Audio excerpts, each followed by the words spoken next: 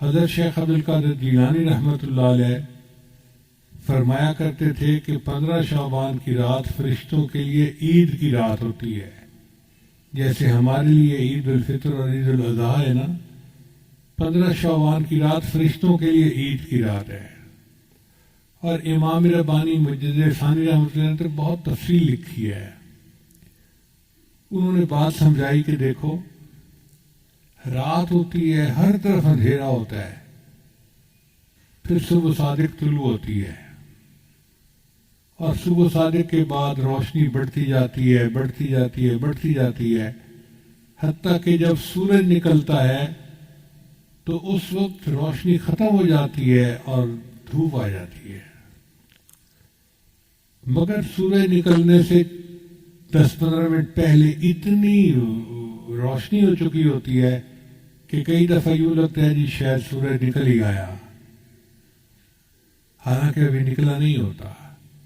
وہ فرماتے ہیں کہ بالکل اسی طرح 15 شعبان کی رات کو اس نور کا سورج طلوع ہو جاتا ہے، نہ اس نور کی صبح صادق طلوع ہو جاتی ہے، پھر ہر دن یہ نور بڑھتا رہتا ہے، بڑھتا رہتا ہے، بڑھتا رہتا ہے، حتیٰ کہ رمضان سے 1-2 دن پہلے ایسی حالت ہوتی ہے کہ جیسے رمضان کی برکتیں ہوتی ہیں۔ اس لیے نبی علیہ السلام شعبان میں کثرت سے روزہ رکھتے تھے۔ صلاۃ تسبیح کا پڑھنا عبادت ہے، اور کل کے دن کا روزہ رکھنا بھی سنت ہے۔ بیہقی شریف کی روایت ہے، نسائی میں بھی اس کا تذکرہ ہے کہ شعبان کا مہینہ رجب اور رمضان کے درمیان ہے، جس کی فضیلت سے لوگ بے خبر ہیں۔ اس مہینہ میں بندوں کے اعمال پیش کیے جاتے ہیں۔ میرا دل چاہتا ہے کہ میرا عمل ایسی حالت میں پیش کیے جائیں کہ میرا روزہ ہو، یعنی نبی علیہ السلام نے فرمایا کہ میرے عمل اللہ کے سامنے اس حال میں پیش ہوں کہ میں روزہ دار، یعنی 15 شعبان کا روزہ سنت ہے، حدیث سے ثابت ہے۔ اس لیے نبی جب رجب کا چاند دیکھ لیتے تو یہ تھے اللہم بارک لنا فی رجب و شعبان و بلغنا رمضان۔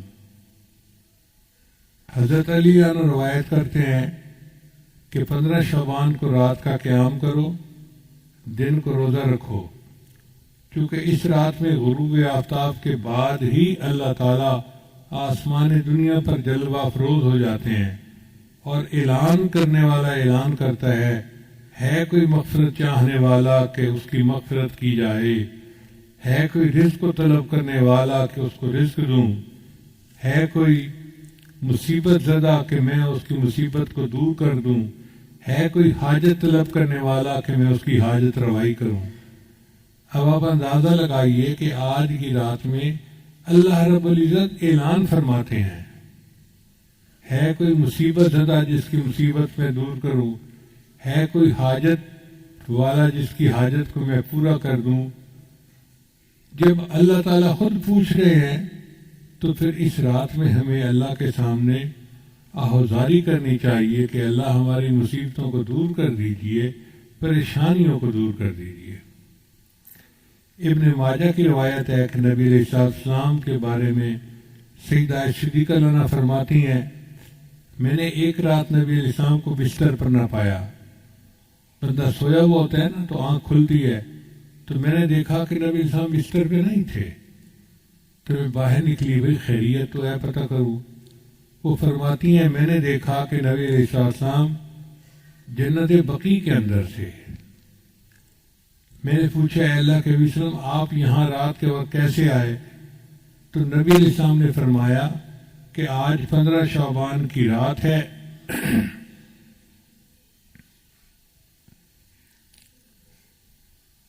اس رات میں اللہ آسمان دنیا پر تشریف لاتے ہیں اور بنی کلب کی بکریوں کے بالوں سے زیادہ لوگوں کی مغفرت فرماتے ہیں۔ بنی کلب ایک قبیلہ تھا مدینہ میں جو بکریاں پالنے میں مشہور تھا، ہر گھر والوں کے پاس بکریاں ہوتی تھیں۔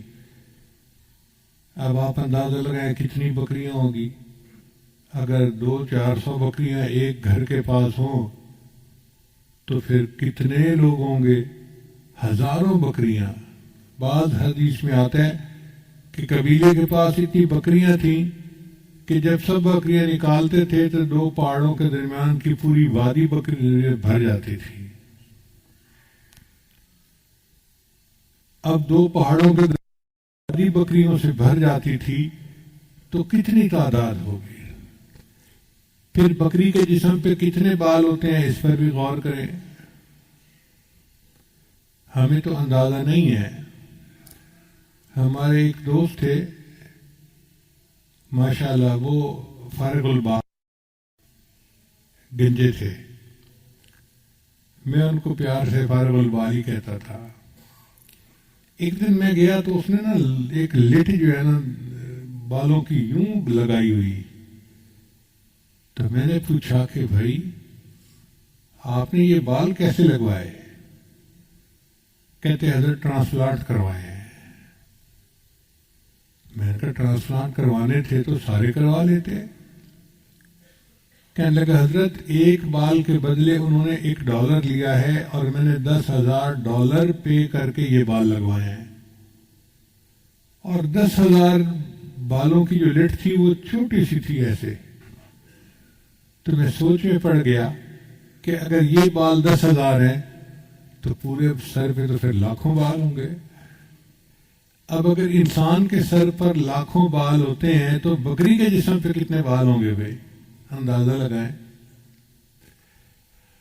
اگر ایک بکری کے جسم پر لاکھوں بال ہوتے ہیں تو بنی کلب کی پوری بکریوں کے جسم پہ کتنے بال ہوں گے؟ اتنے بندے اللہ آج کی رات میں جہنم سے بری فرما دیتے ہیں. اس لیے یہ بہت بڑی خوشخبری کی بات ہے. بہقی شریف کی روایت ہے کہ اس رات میں وہ سب بنی آدم لکھ لیے جاتے ہیں جو اس سال مریں گے اور جو بچے اس سال پیدا ہوں گے. اس رات بندوں کے اعمال اٹھائے جاتے ہیں اور اسی میں ان کے رزق نازل ہوتے ہیں. اب جو بے اولاد لوگ ہیں وہ آج کی رات میں اللہ سے دعا مانگے کہ اللہ ہمیں اولاد والی نعمت عطا فرما، چونکہ فیصلے آج کی رات ہونے ہیں. جب افسر کی قلم چل رہی ہو فیصلے کی تو اس وقت فیصلہ لکھوانا اپنی مرضی کا آسان ہوتا ہے. جب ایک دفعہ لکھا جا چکے پھر اس فیصلے کو بدلوانا یہ مشکل کام ہے. ہم 15 شعبان کی رات کو تو دعائیں مانگتے نہیں اور پھر پورا سال روتے رہتے ہیں جی دعا قبول نہیں ہوتی، دعا قبول نہیں ہوتی، دعا قبول نہیں ہوتی. دعا کیوں نہیں قبول ہوتی؟ ہوتی ہے لیکن اس کے مانگنے کا وقت ہوتا ہے. تو آج کی رات کی اہمیت کا اندازہ لگانا چاہیے. ابو امامہ باہلی رضی اللہ عنہ ایک صحابی تھے. جب وہ نبی علیہ السلام کے پاس آئے تو اللہ کے محبوب صلی اللہ علیہ وسلم کو یہ حکم ملا کہ ان کا اکرام کرو.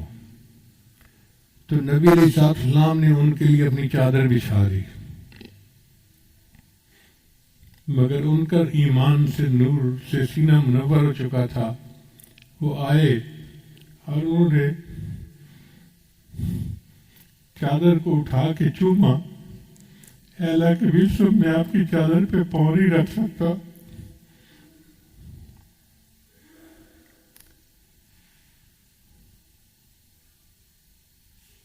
وہ روایت کرتے ہیں کہ نبی اسلام نے ارشاد فرمایا من صام یوم من شعبان، جس نے شعبان کے دن کا روزہ رکھا یعنی 15 شعبان مراد ہے، فتحت لہ ابواب الجنان، اللہ اس کے لیے جنت کے دروازے کھول دیتے ہیں.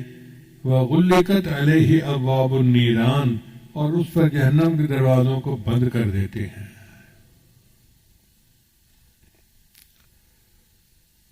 ہمارے سلسلہ نقشبندیہ کے سرخیلی امام سیدنا صدیق اکبر رضی اللہ تعالیٰ عنہ فرماتے ہیں قوموا لیلۃ نصف من شعبان، کہ نصف شعبان کی رات کو تم قیام کرو. فإنہا لیلۃ مبارکہ، یہ مبارک رات ہے. فإن اللہ تعالی یقول، اللہ تعالیٰ اس میں یوں فرماتا ہے فیہا حل من مستغفر فاغفر اللہ، ہے کوئی مغفرت کا چاہنے والا کہ میں اس کی مغفرت کروں. سبحان اللہ. زندگی میں اللہ نے پھر ہمیں ایک موقع دے دیا. آج کی رات اللہ پوچھتے ہیں ہے کوئی مغفرت چاہنے والا کہ میں اس کی مغفرت کر دوں؟ تو بھائی ہم اللہ کے سامنے فریاد کریں، پکاریں، دعائیں مانگیں کہ اے اللہ ہم مغفرت چاہتے ہیں، ہم بڑے خطا کار ہیں، گناہ گار ہیں.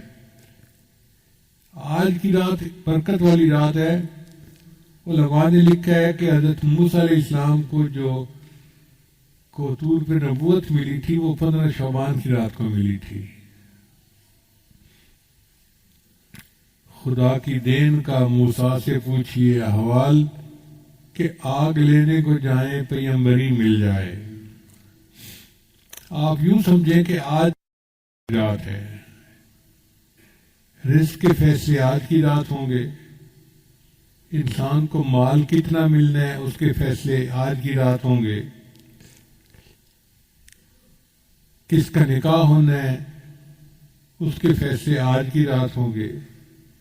کس کو بچے ملنے ہیں فیصلہ آج کی رات ہوگا. صحت والی نعمت ملنی ہے اس کا فیصلہ آج کی رات ہوگا. کس کو آئندہ سال زندگی ملنی ہے فیصلہ آج کی رات ہوگا. اب رزق تو اللہ تعالیٰ نے ہمیں پہنچانا ہے. ہم اگر کہنا کہ اللہ ہمیں رزق نہ دے پھر بھی اللہ رزق دیں گے چونکہ ذمہ اس نے لیا ہوا ہے. اب جو لوگ بھوک ہڑتال کرتے ہیں ان کے ساتھ کیا ہوتا ہے؟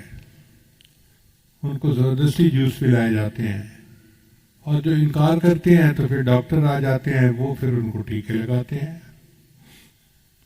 تم اگر منہ سے نہیں کھا رہے تو ہمیں تمہیں غذا تو دینی ہے، تو سوئیں چبو چبو کے ان کو رزق دیا جاتا ہے.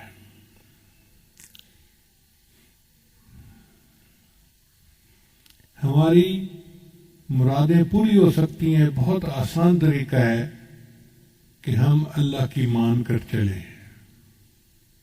ایک اصول یاد رکھیں کہ ایک ہے ایمانی زندگی اور ایک ہے نفسانی زندگی. ایمانی زندگی گزاریں گے تو ہم امام عالم بنیں گے، اور نفسانی زندگی گزاریں گے تو ہم غلام عالم بنیں گے. آج کل کے حالات پہ نظر کر لیجئے. آج کل جتنے مسلمان ہیں سب غلام عالم بنے ہوئے ہیں.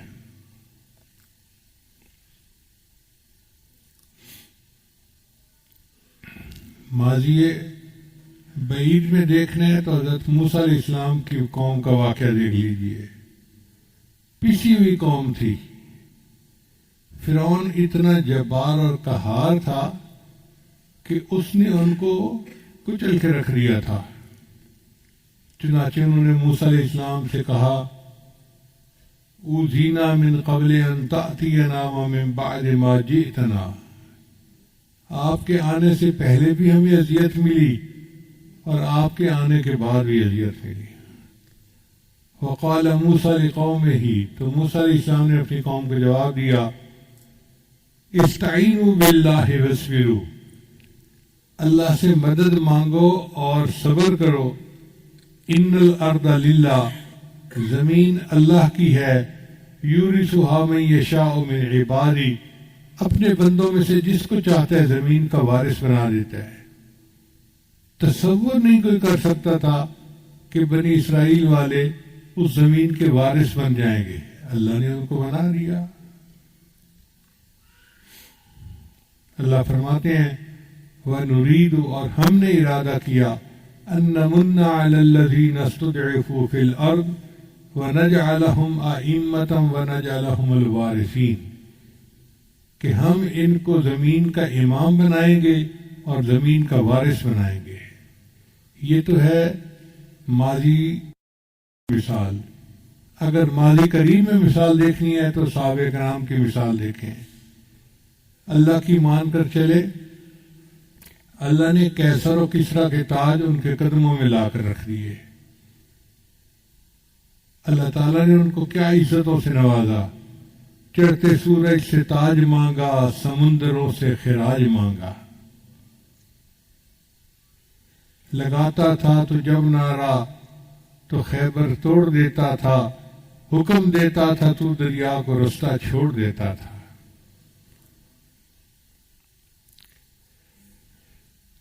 نبی آتے رہے امام آئے، وہ دنیا میں خدا کا آخری لے کر پیام آئے، جھکانے آئے بندوں کی جبیں اللہ کے در پر، سکھانے آدمی کو آدمی کا احترام آئے۔ وہ آئے جب تو عظمت بڑھ گئی دنیا میں انسان کی، وہ آئے جب تو انسان کو فرشتوں کے سلام آئے۔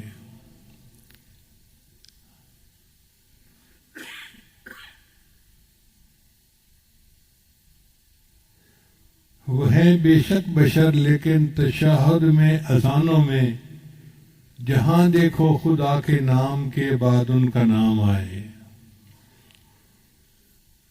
خدا شاہد یہ ان کے فیض صحبت کا نتیجہ تھا، شہنشاہ گر پڑے قدموں میں جب ان کے غلام آئے۔ اللہ نے صحابہ کو ایسی شان عطا فرمائی تھی کہ بادشاہ ان کے قدموں میں گر پڑتے تھے۔ اب سوال پیدا ہوتا ہے کہ جب مسلمان کے لیے اللہ کی مدد اتنی ہے تو آج ہم کیوں ذلیل و خوار زندگی گزار رہے ہیں؟ اس کی وجہ یہ کہ ہماری زندگی ایمانی زندگی نہیں، نفسانی شیطانی شہوانی زندگی ہے، اور اس کی وجہ سے ہم غلام عالم ہیں۔ دستور یہ ہے کہ اگر شہزادہ بادشاہ کی نافرمانی کرے تو پھر بادشاہ جلاد سے جوتے مرواتا ہے، جو چوڑا چمار ہوتا ہے۔ تو اللہ تعالیٰ نے بھی ان کفار چوڑے چماروں کو رکھا ہوا ہے کہ جب مسلمان مجھے بھولیں گے، ہیں تو میرے بڑے پیارے، لیکن ان کو میں جوتے تمہارے ہاتھوں سے لگواؤں گا۔ اور دیکھو آج مسلمانوں کو کیسے جوتے لگ رہے ہیں۔ اللہ فرماتے ہیں اے بندے، ایک تیری مرضی ہے، ایک میری مرضی ہے۔ اگر تو چاہے کہ تیری مرضی پوری ہو تو میں تیری مرضی پوری نہیں ہونے دوں گا، اور اگر تو چاہے کہ میری مرضی پوری ہو تو میرے بندے میں تیری مرضی کو بھی پورا کر دوں گا، تجھے کامیاب بھی کر دوں گا۔ تو ہماری مرضیاں پوری ہوں گی جب ہم اللہ کی مرضی کو پورا کریں گے۔ علامہ اقبال نے کیا خوبصورت بات کہی، وہ ایک سجدہ جسے تو گراں سمجھتا ہے، ہزار سجدوں سے دیتا ہے آدمی کو نجات۔ علامہ اقبال کے عجیب اشعار ہیں، اعجاز ہے کسی کا یا گردش زمانہ، ٹوٹا ہے ایشیا میں سحر فرنگیانہ۔ اے لا الہ کے وارث باقی نہیں ہے تجھ میں، انداز دلبرانہ کردار قاہرانہ۔ تعمیر آشیاں سے میں نے یہ راز پایا، اہل جنوں کے حق میں بجلی ہے آشیانہ۔ تیری نگاہ سے دل سینوں میں کانپتے تھے۔ کیا خوبصورت بات کہی ہے، تیری نگاہ سے دل سینوں میں کانپتے تھے، کھویا گیا ہے تیرا جذبے قلندرانہ۔ یہ بندگی خدائی وہ بندگی گدائی، یا بندہ خدا بن یا بندہ زمانہ۔ اگر ہم بندہ خدا بنیں گے تو ہمیں اللہ امام عالم بنائیں گے، اور اگر بندہ زمانہ بنیں گے تو پھر ہم غلام عالم بنیں گے۔ کتنے لوگ ہیں جو آج قرضے کی وجہ سے پریشان ہیں، کسی نے بینک کے قرضے دینے ہیں، کسی نے لوگوں کے قرضے دینے ہیں، لوگ رسوا کرتے ہیں۔ کتنے لوگ ہیں جو گھر سے بے گھر ہیں، پردیس کے دھکے کھاتے پھر رہے ہیں کہ یہ اخراجات پورے نہیں ہوتے۔ کتنے لوگ مرض سے پریشان، بچے بیمار ہیں، ہسپتالوں کے چکر لگا لگا کے تھک گئے ہیں۔ کتنے لوگ نوکری نہ ملنے کی وجہ سے پریشان، کاروباری خسارے کی وجہ سے پریشان۔ کتنے لوگ ہیں بیٹی کے مناسب رشتے نہ ملنے کی وجہ سے پریشان، ان کو نیک قدردان لوگوں کا ساتھ نہیں ملتا۔ کتنے لوگ اولاد نہ ہونے کی وجہ سے پریشان۔ عورت تعلیم یافتہ بھی ہے، اچھے گھر کی بھی ہے، ہر صفت ہے اس کے اندر، مگر ساس دھمکی دیتی ہے تیری اولاد نہیں ہو رہی، میں بیٹے کی دوسری شادی کر دوں گی۔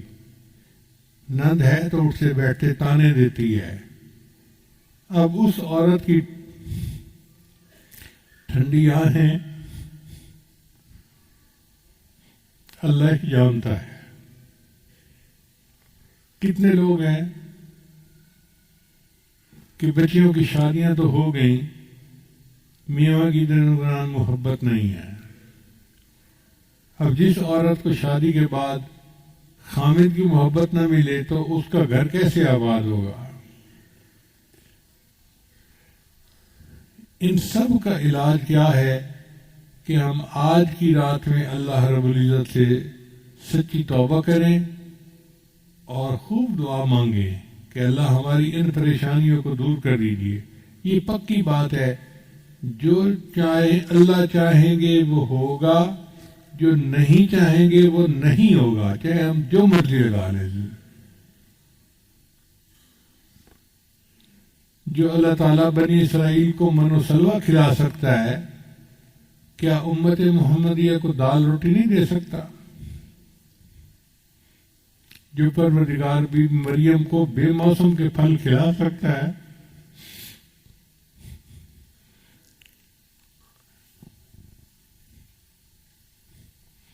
وہ اپنے محبوب کی امت کو موسم کے پھل کیوں نہیں کھلا سکتا؟ اللہ تعالیٰ کھلانے کے لیے تیار ہے، قصور ہمارا ہے۔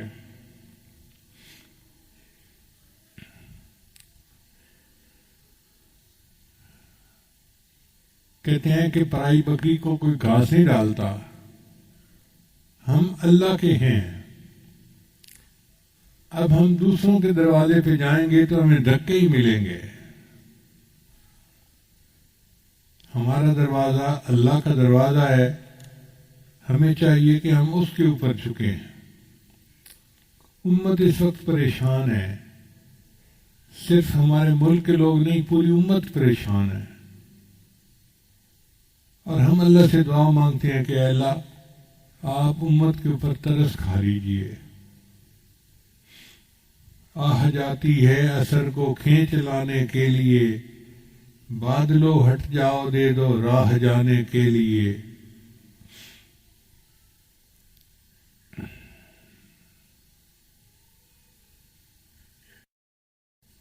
خار ہیں بدکار ہیں ڈوبے ہوئے ذلت میں ہیں، جو بھی ہیں آقا تیری محبوب کی امت سے ہیں۔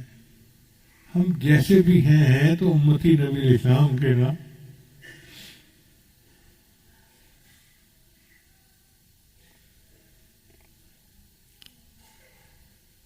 تو اللہ تعالیٰ اپنے محبوب صلی اللہ علیہ وسلم کی توفیل ہم پر خصوصی رحمتیں فرما دے، اور ہماری مرادوں کو اللہ تعالیٰ اپنی رحمت سے پورا فرما دے۔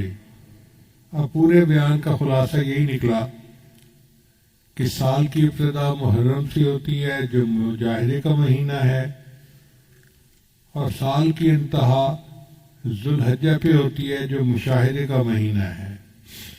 درمیان میں رجب کا مہینہ پڑتا ہے جو معراج کا مہینہ۔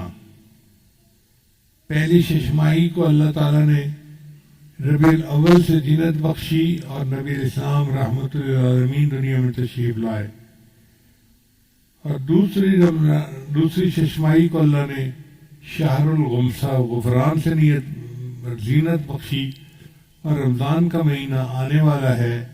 آپ کیوں سمجھے کہ آج کی رات طلوع صبح صادق ہو گئی، اب رمضان کی پہلی کو طلوع سورج ہوگا، اور پھر نور کا ایک مہینہ اپنی پوری رحمت کے ساتھ آئے گا۔ اللہ تعالی ہمیں اس مہینہ کے لیے تیاری کرنے کی توفیق عطا فرمائے۔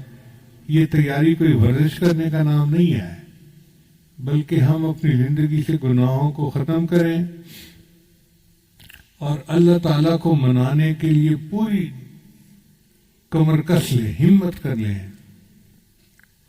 خدا ان کی مدد کرتا ہے جو اپنی مدد آپ کرتے ہیں۔ لہذا دعا ہے کہ اللہ تعالیٰ آج کی رات میں ہم سب مسکینوں کی بخشش فرمائے اور ہماری جتنی بھی مرادیں ہیں اللہ اپنی رحمت سے پورا فرمائے۔ وآخر دعوانا ان الحمد للہ رب العالمین۔